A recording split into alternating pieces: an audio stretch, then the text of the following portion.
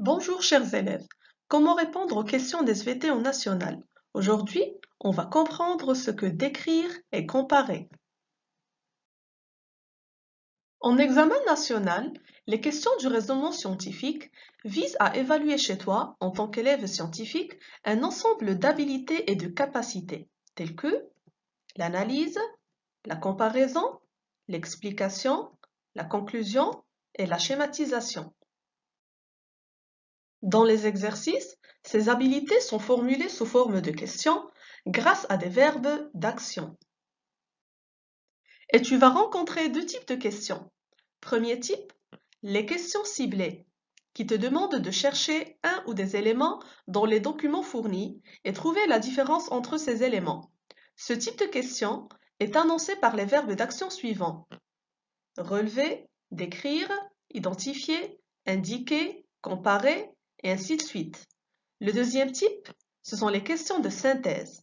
On te demande de raisonner en exploitant des documents et en utilisant tes connaissances.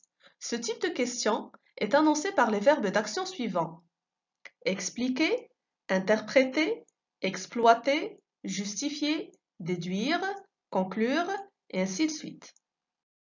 On va commencer dans cette capsule par les questions ciblées. Pour ces questions, les réponses se trouvent dans le document, qui peut être un texte, une photo, un schéma, un tableau, un graphique ou autre. Décrire. Quand une question te demande de décrire un élément, tu dois écrire ce que tu vois sans donner d'explication. S'il s'agit d'une courbe sur un graphe, on indique le sens de variation: augmente, diminue ou se stabilise, en indiquant les valeurs. S'il s'agit d'un élément, je repère ses constituants en partant du général vers le particulier. Exemple.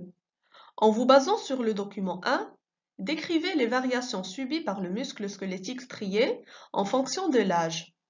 En lisant la question, je commence par repérer le verbe d'action qui est en gras. Ici, il s'agit d'une question ciblée puisque je dois uniquement décrire. Alors j'écris ce que je vois. Sur les deux graphiques, le variant diminue.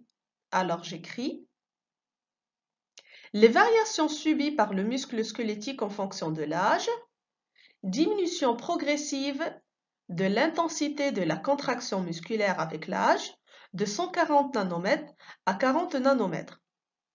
Diminution progressive de la capacité aérobie avec l'âge de 3 litres par minute à 1,5 litres par minute. Comparer. Quand une question te demande de comparer, tu dois rechercher les points communs et les points différents entre les éléments à comparer. Attention, il ne faut pas réécrire ce qui est dans les documents, mais il faut opposer les éléments.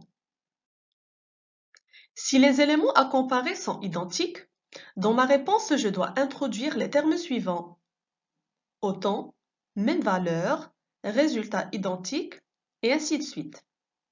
Si un élément est supérieur à l'autre, j'utilise les termes suivants: plus élevé, augmente, plus important, et ainsi de suite.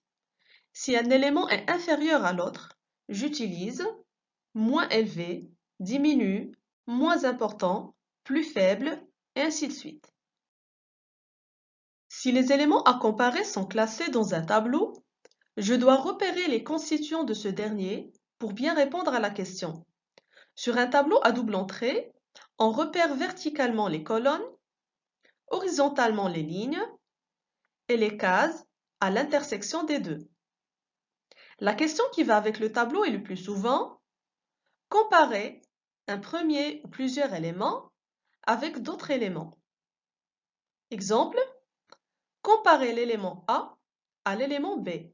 Là, je dois comparer les valeurs des cases entre les colonnes. Deuxième exemple, comparer l'élément X à l'élément Y.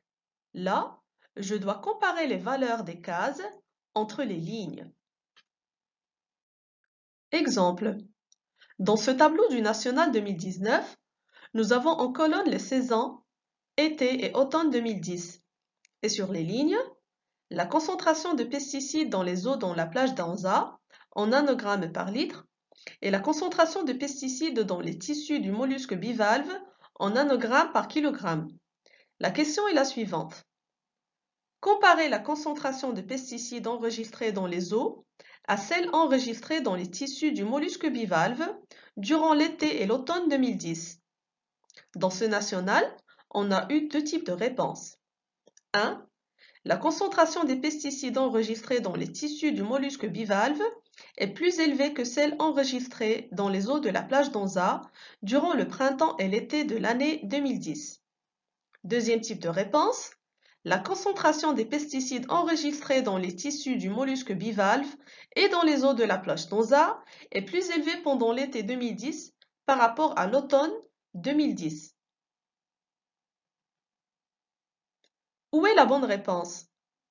D'abord, en lisant la question, je dois repérer le verbe d'action en gras.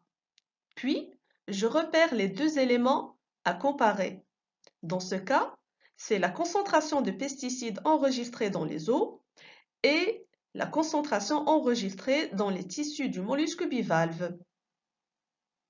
Alors, je dois comparer les deux lignes et non pas les deux colonnes. Donc la deuxième réponse est fausse. Apprenez à bien comprendre la question avant de répondre. Merci pour votre attention et à la prochaine capsule.